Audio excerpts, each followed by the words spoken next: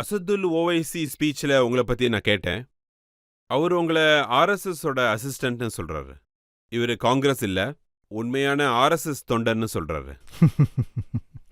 நான் இன்னொரு விஷயமும் சொல்லியிருக்கேன், லிக்கர் பார்ட்டியும் ஒன்னா ஆயிட்டாங்கன்னு.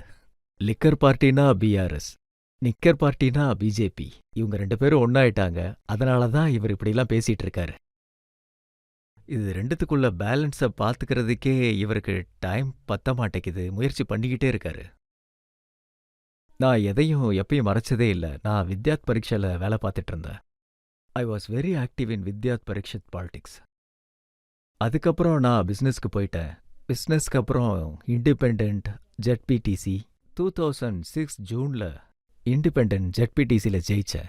2007 ஜூனில் எம்எல்சி இண்டிபெண்டில் ஜெயிச்சேன். அதுவும் ராஜசேகர் ரெட்டிக்கு எதிரா.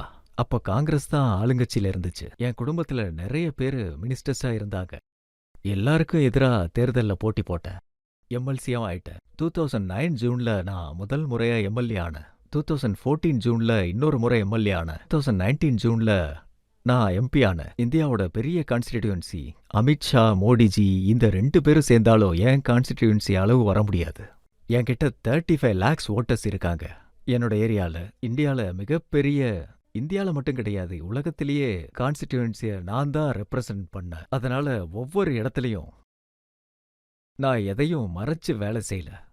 நான் நேரடியாவே சொல்றேன், காங்கிரஸ் பார்ட்டியில சேர சொல்லி என்னைக்கு ராகுல்ஜி என்னை கூப்பிட்டாரோ அன்னைக்கே ராகுல்ஜிக்கு நான் வித்யாத் பரீட்சத் பேக்ரவுண்டை காமிச்சேன். ஐ was very active in that politics. அதுக்கப்புறம் நான் பிஸ்னஸ்க்கு போயிட்டேன். அதுக்கப்புறம் நாயுடு பார்ட்டிக்கு போனேன். இண்டிபெண்டன்ட்ல ஜெயிச்சதுக்கப்புறம் நாயுடு பார்ட்டிக்கு ஆப்போசிட் பார்ட்டி போனேன். எந்த பவர் பாலிடிக்ஸ்க்கும் நான் போல. அதனால ஓவைசி சார் என்ன தோக்கடிக்கிறதுக்காக எந்த காரணமும் கிடைக்கல.